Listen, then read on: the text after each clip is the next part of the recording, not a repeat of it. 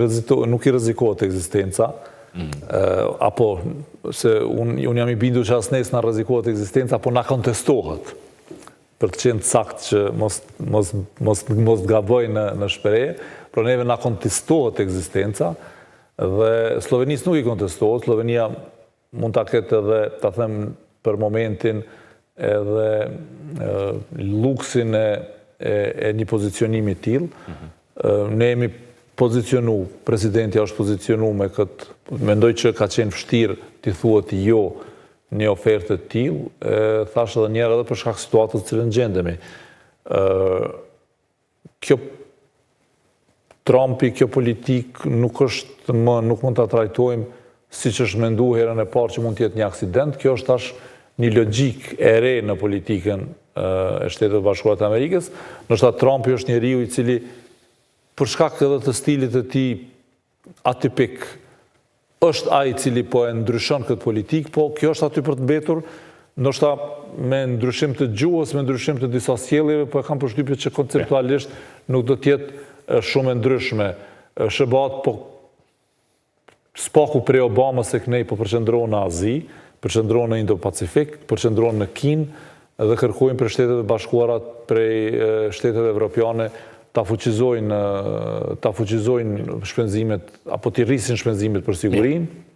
Bordi i Paqes, siç e dim si iniciativë, nisi me idenë e gazës, por duket që qëllimi pastaj është të merret edhe me konflikte të tjera aktive që janë.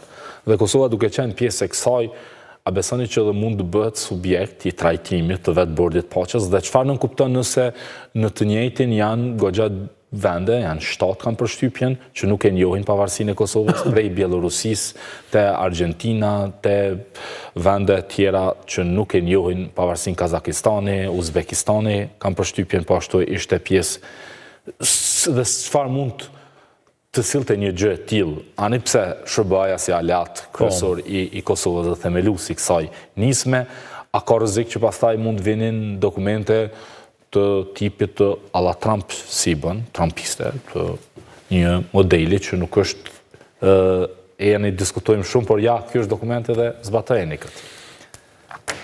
Ne mund të presim gjithçka, tash në radhë parë ne do duhet ktheheshim se si e kemi ndërtu politikën e jashtme, se si ju kemi qasë dialogut, se si nuk kemi qenë agil ndoshta ta mbyllim këtë temë më herët, i shfrytëzojmë rrethanat e favorshme për ta zgjidhur problemin dhe është shty. Thjesht gjithmonë e kemi diskutuar ndoshta edhe këtu në studio me ju, edhe në studio tjera, po edhe në bisedat herë të lira, herë të thotë temë kur kemi pas takime tematike që në rast të këtyre konflikteve kështu të vazhdueshme mund vjen një moment që ti bëhet një ofertë me re ose leje, ku ti vendosesh në një pozicion problematik. Dhe ky mos ta harrojmë, nuk është i domosdoshëm që na vjen vetëm nga presidenti Trump. Kjo mund vjen në një moment edhe nga Bashkimi Evropian, edhe nga shtetet tjera aleate, sepse ne kemi një sër procesesh cilat nuk i kemi mbyll. O mbesim kështu konfliktin ngrirë me rrezikun gjithmonë që në këto rrethonat, këto ndryshimet gjeopolitike mund të apsojmë, mund të përfitojmë, nuk i dim, po përderisa nuk kemi një qartësi, gjithmonë rreziku se mund të dëmtohesh kur nuk je shumë i qartë në të se çfarë po dën. Tash, kjo është temë sigurisht shumë serioze.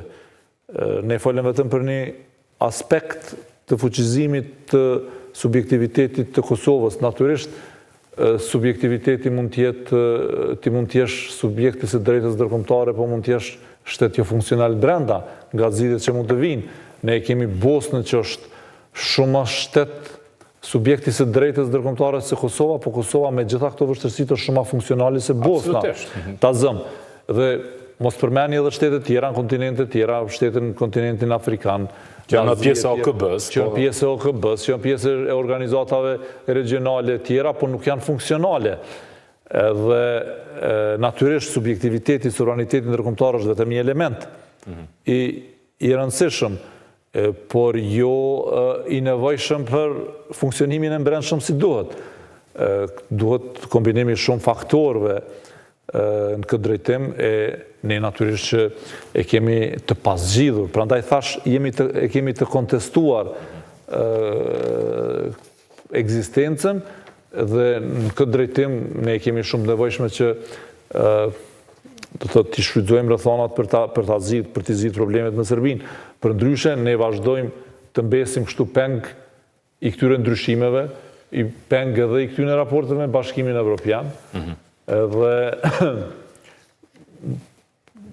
vjen ajo situatë që po thu, po e përmend edhe ti, kur ti mund të vendosësh politika jonë, qeveria, kushdo që të është aty, kurdo që të është, me një pozicion ku ti ke refuzu marrëveshje dhe opcione dhe mund të vijesh në një pozicion tjetër kur të kërkohet dhe vërtet nëse ti pastaj në këtë kontekst ballafaqohesh me një politik të tilla tipike si kjo e Trumpit, vështirësia rritet edhe për të refuzu.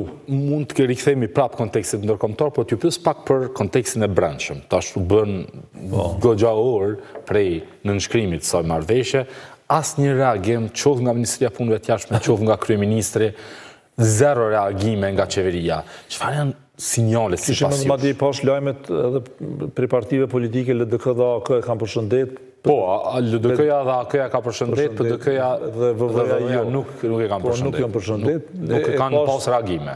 Po ashtu, si me thonë, me fotofinish, duke u fut në emision, e pas një intervjistë që i kështë edhe në presidenti jam në Top Story, duke qujtë të zakonshëm se jemi të dy në Davos, po kështë thonë, unë jam udhëhecë e politikës e jashtme dhe kështë e kishë arsuetu sepse ka qenë kjo dhe jo kryeministri. Por si do qoftë ju, a vrini ndonjë shenjë mund tjetë që ndoshta nuk ka reagime, por po të kishte pajtueshmëri, ne e shohim kur ka ngjarjet politike të jashtme edhe për shembull, ja u përmendi një të thjesht, njoja pasaportave nga Bahamas, për shembull, nuk po them që është e parëndësishme aja, po as mund të krahasot me një ngjarje e tillë. Dhe kemi parë që nga të folë për një ngjarje globale. Po pra. Që sot është lajm i vazhdueshëm, po i pandalshëm është. Dhe është presidenti i Kosovës që dolin gjitha mediat, kjo pamje gjithandej.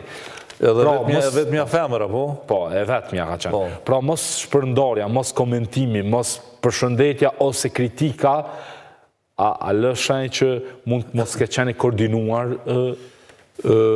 Tash, unë nuk po besoj që situata deri aty sa mos tjetë tërësisht e pakoordinuar, mund të ketë pak knatësi sigurisht dhe po besoj që ndoshta nuk është këtë rastisht me ftesa për presidentin, sepse presidentja ka vazhdu me pas një marrëdhënie institucionale me Shtetet e Bashkuara të Amerikës. Ne kemi ftesën për Edi Ramën në Shqipëri, i cili nuk shkoj, por si do qoftë aje kishte ftesën për të shku për të marrë pjesë edhe ati